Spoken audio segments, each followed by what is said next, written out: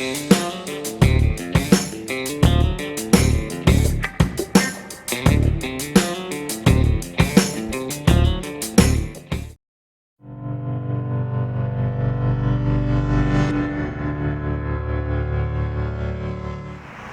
to Rough Riders, I'm Jay Taylor.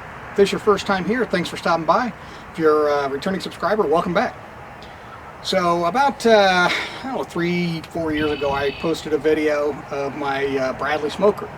Kind of gave an overview of it and talked about why I chose that as my smoker at the time. Well, about 5 months or so ago, I picked up this RecTeq 700 as a pellet grill to replace my gas grill.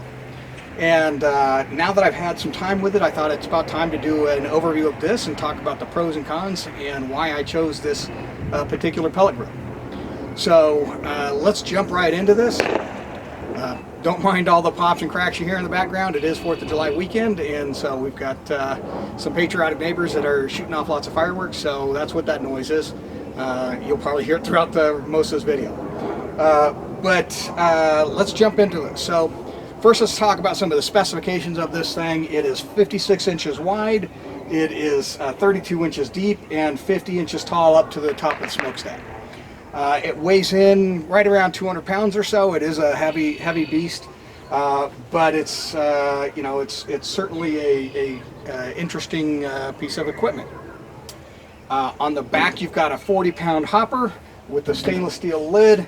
You've got a stainless steel shelf here where your PID controller is. This is also Wi-Fi enabled, so you can hook it up to your network so you can control it with a smart application on your phone. The barrel itself is stainless steel. Handles are stainless steel. There's a towel rack on the other side that's stainless steel. The lid itself is powder-coated cold-rolled carbon steel, along with the legs and the shelf and all that kind of things.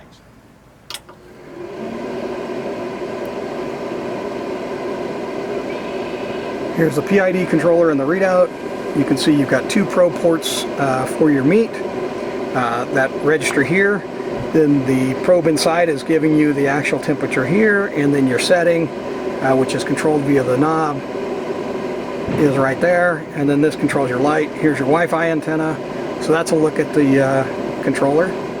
So as you can see, this is pretty well seasoned. I just used it for burgers last night and didn't clean it up yet. But this thing has gotten lots of use over the past 5 months. I've probably been using it 2 times a week on average since I've got it. So you know, it's definitely getting a lot of use. On the inside, you've got stainless steel grates. It's hard to see because they're so seasoned. Then you've also got a stainless steel heavy-duty drip tray. So this catches all the runnings, takes it off out to the side and into a drip bucket on the side.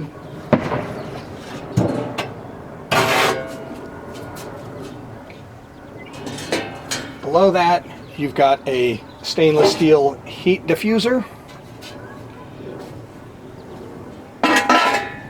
And then you've got your burn pot right here in the center. And so the hopper's in the back, and then the auger runs and brings the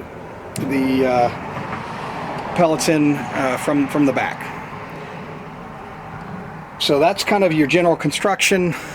Off to the side over here, you've got a drip tray, or a drip tray that captures the runoff from the drip pan and feeds it into the bucket.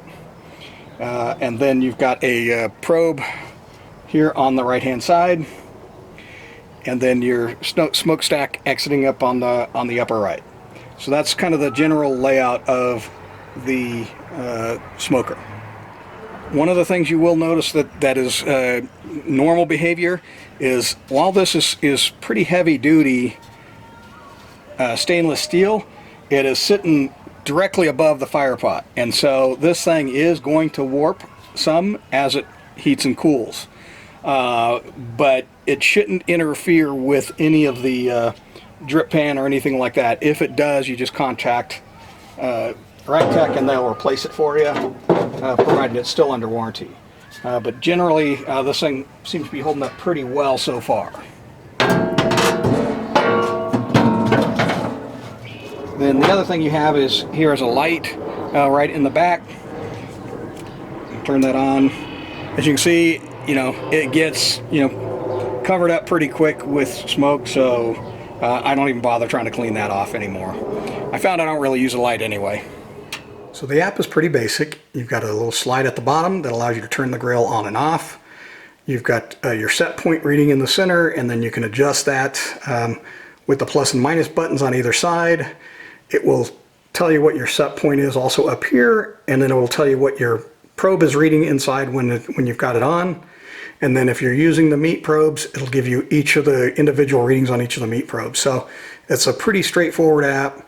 You can go in and you can adjust the settings, you can calibrate the probes and all of those sorts of things. You can name the device and all of that, but it's a pretty straightforward app.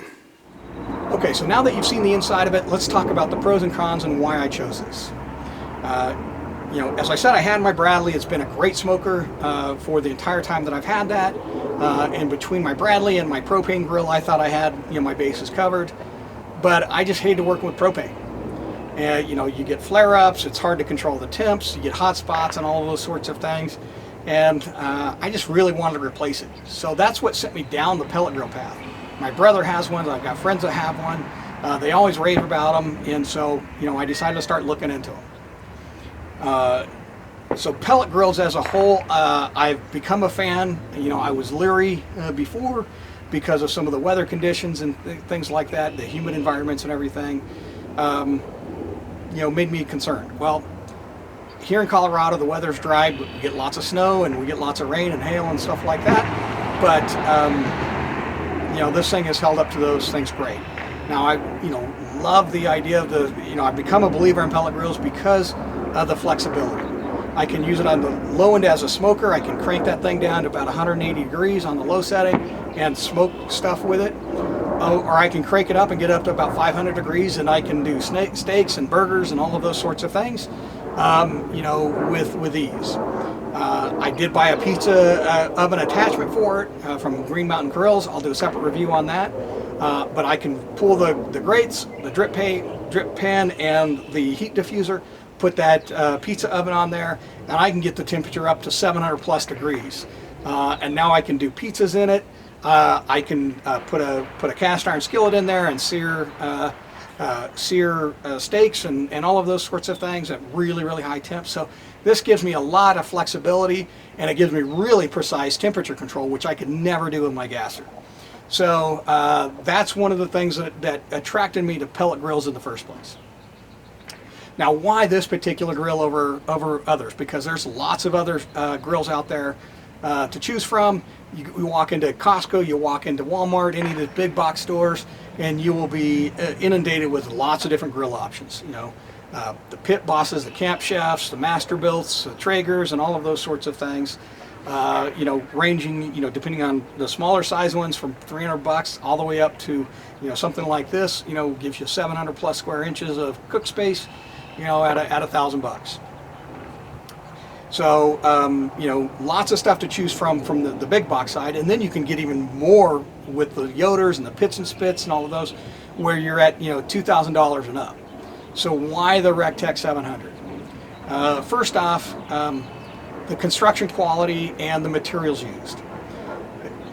This thing is loaded with stainless steel, as you saw, right? The barrel, the grates, the drip pan, you know, this thing's just lots of stainless steel. So it means it's going to hold up to the elements really, really well.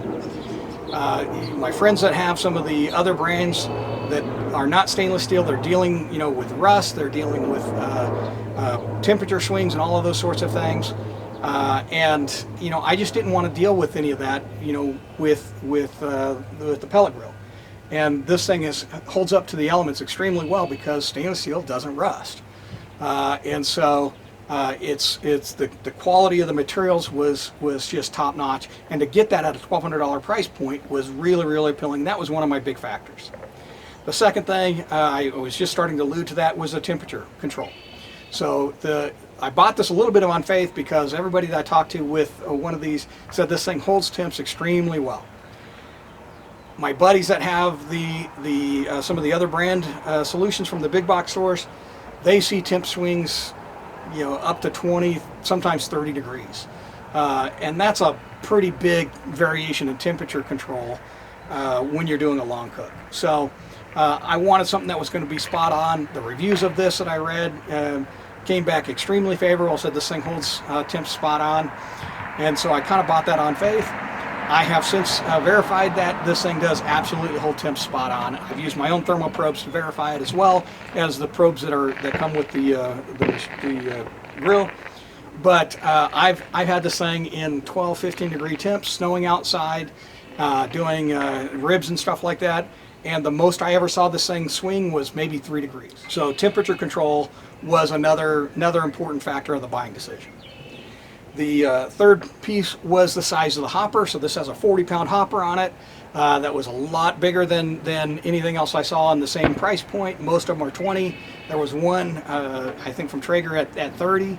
Having that big hopper, so I don't have to worry about refilling pellets in the middle of a long cook, just was another bonus for this particular grill.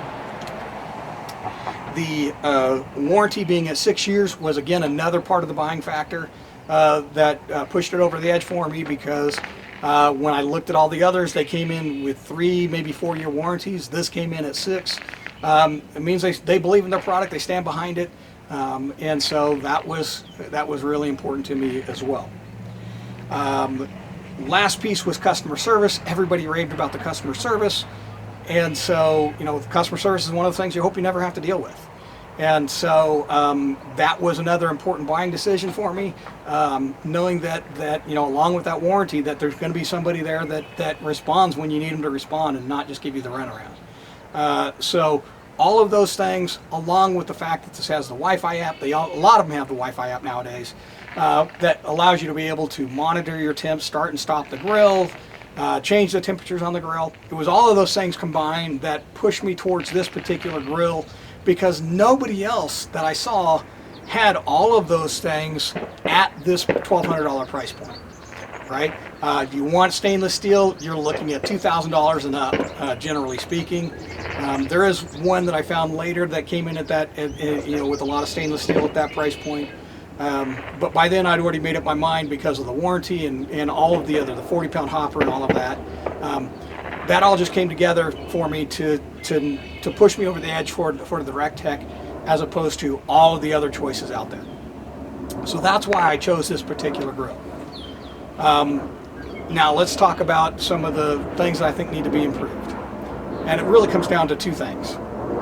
One is the Wi-Fi setup on this particular grill.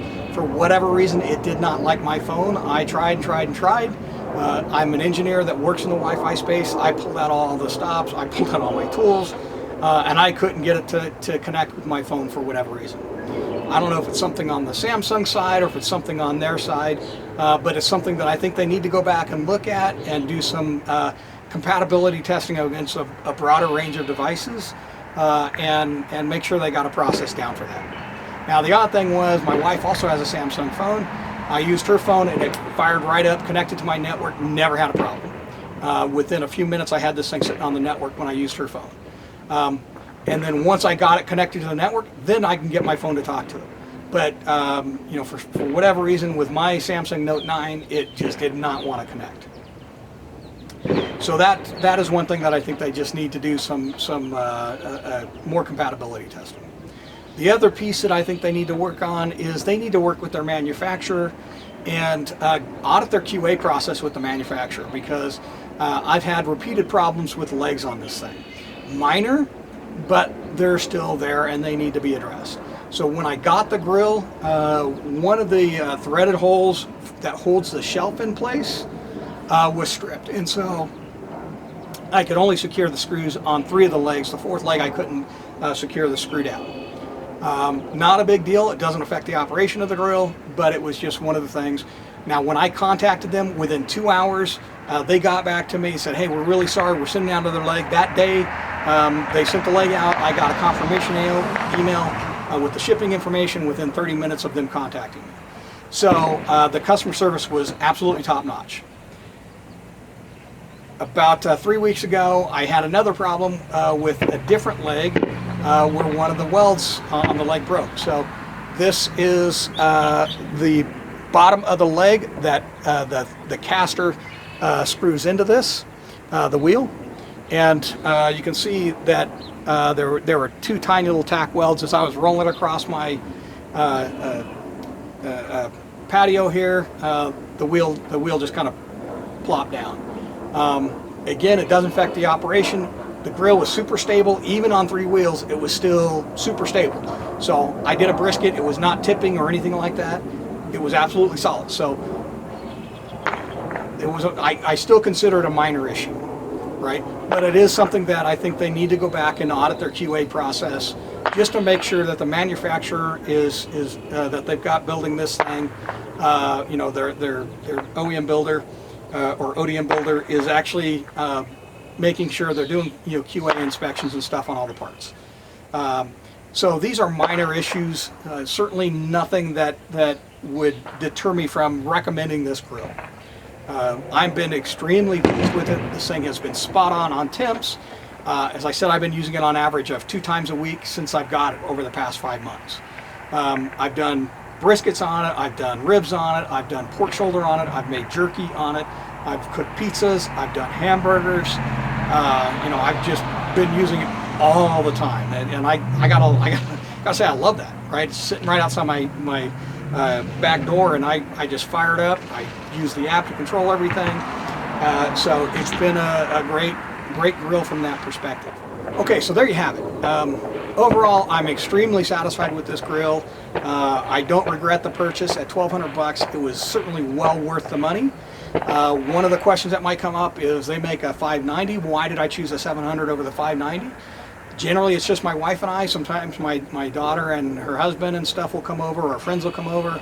And the 590 would have been, you know, plenty big enough, probably 90% of the time. So why did I go to the 700? For me, it was a matter of better to have the space and not need it than to need the space and not have it. What I found is the only time I've really maxed out the space on this thing was when I was doing jerky. Other than that, you know, when I've done, you know, 13, 14, 15 pound briskets, you know, I could have easily done that on the 590. The ribs I could have easily done on the 590. All of that stuff, burgers and everything, could easily do on the 590, no problem. But the times that I've needed the space, I was really glad to have it. And for the extra $300, it was just worth it, because this grill is built to last a long time, right? I mean, I'm going to have this thing for years. And so, you know, you spread $300 out over the cost of over the lifespan of this grill, it's nothing. Might as well just drop the $300 now and know that I've got the space. So that was my reason for getting this one over the smaller units. But anyway, this has been a great grill. I've loved it. You know, I would highly recommend it. You know, if you're looking to get into the pellet grill space. So if you have any questions, you know, please post those below. I'll get to those as quickly as I can. I hope you enjoyed the video. If you did, please give it a thumbs up. That really helps content folks like myself know what to bring you guys, and helps our videos perform better. You know, please give it a thumbs up if you like the video, and consider subscribing. And then we'll see you here next time on Rough Riders. Thanks for watching.